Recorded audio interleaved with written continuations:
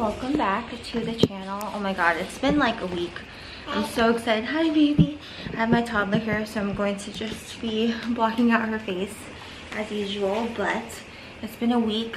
Everyone got sick. First our daughter was sick, which it was only for like, yeah baby, which it was only for like a day. Thank goodness she started feeling better. And then my husband got sick, and if you know, you know. When you're a wife and young mom. And then I got sick, so I was just sick taking care of everyone, and it was just a lot. But I've been wanting to film this. This is what I am preparing for my second home birth plus postpartum period, and let's just go ahead and dive right into it. Okay, I'm going to start with like the practical actual home birth stuff and supplies, and then get into like postpartum stuff. So for one, I have my little list here. You're going to need adult pee pads, which we have a whole pack, or we have like 3 packs here. We definitely use this a lot for our first home birth.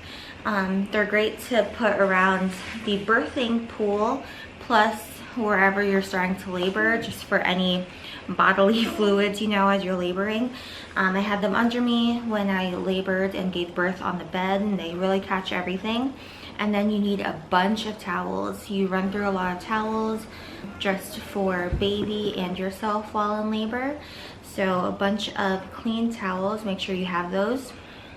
Another thing you're gonna want is extra bed sheets. So you're gonna wanna dress your bed in case you either your water breaks on the bed, or you labor and or deliver on the bed, which I did. So you need to have a shower curtain.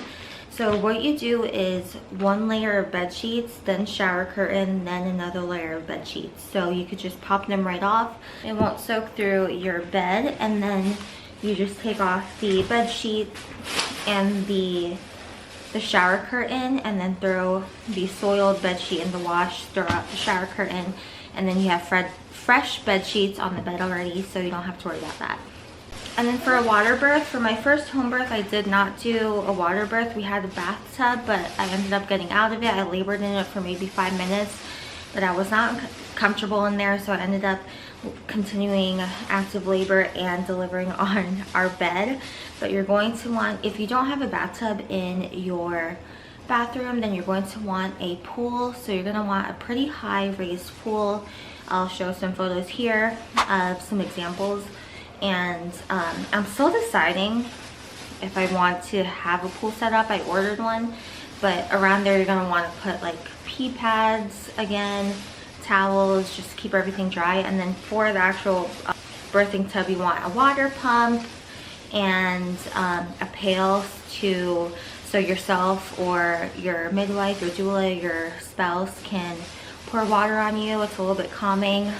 And this is like common sense, everyone's gonna have this, but you're gonna want a bunch of garbage bags because it's gonna get messy and you're gonna need to throw things out. This is personal preference too, but I did use it in the first hour-ish of labor. I used a hypnobirthing app. It was really relaxing and helped me transition into active labor. I didn't have a long early labor period.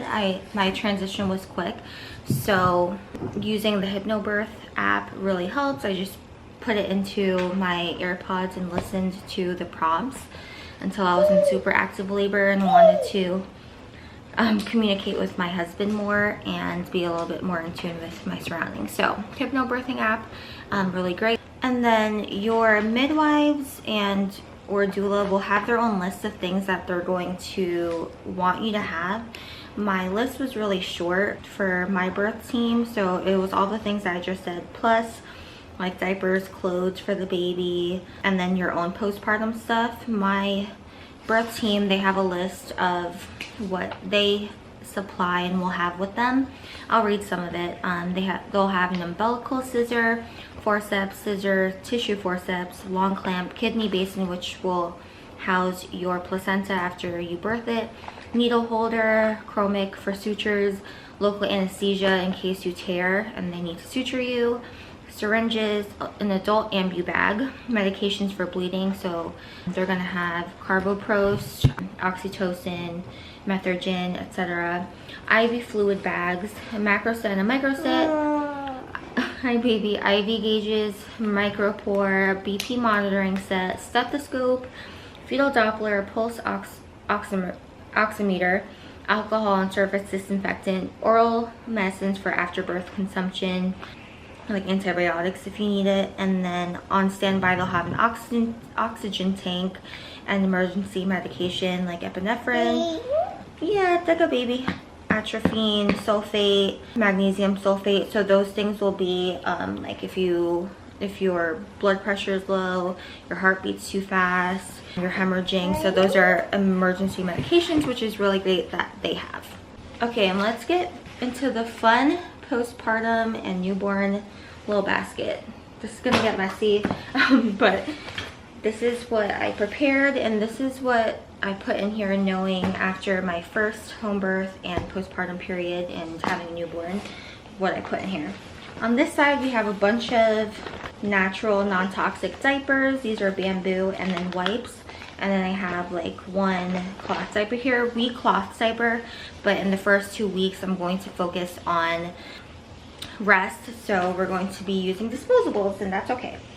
And then in this side pocket here, I'm going to have a little fan. So I might need this during labor. This is my daughter's fan. I ordered another one of my own just in case she'll want to use it while I'm in labor, or you know, if the baby needs it. And then a bunch of doggy bags for the diapers. In the first postpartum period with our daughter, we had a diaper pail, but I feel like this might just be easier to throw in there, and for travel too. And then in this one pocket, I have entertainment for our daughter, so books, so she could sit with me while I'm holding baby or breastfeeding, or if she's tandem feeding. I'm going to be tandem feeding, so I just want to have some entertainment and books in here for her. And then I have my own postpartum pads.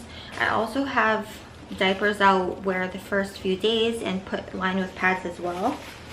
And then perinatal spray, like healing spray, that is witch hazel. I didn't have to use this for my first birth because I didn't tear, so hopefully that's the case again. I have a video on what I'm doing to prepare for my second home birth and not tear again, what worked for the first time.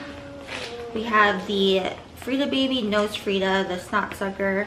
I know they have like electric ones, but I'm afraid of those for some reason. This is what I used for my daughter, and this is what we used for baby. It's a baby.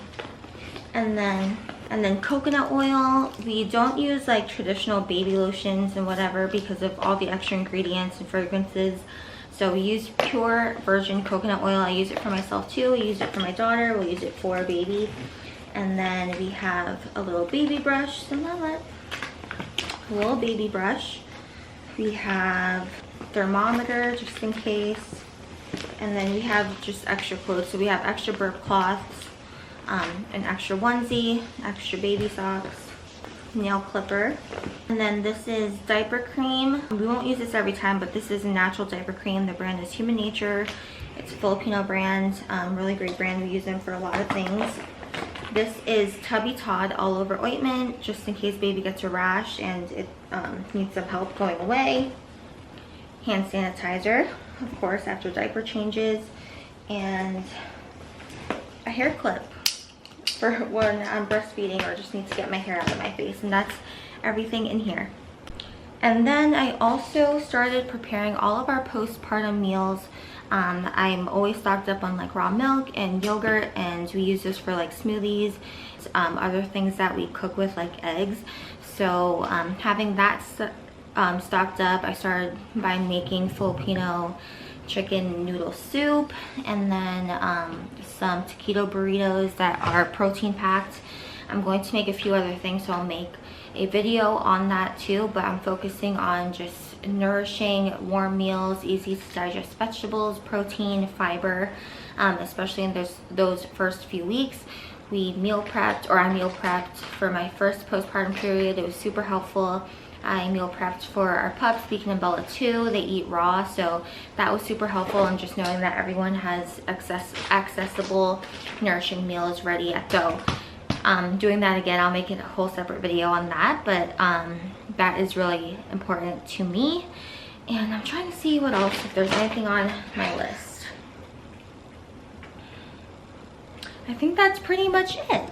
Hopefully this video was helpful and it wasn't too overstimulating with my toddler and the sounds in the back. I really wanted to film this and I hope you guys enjoyed.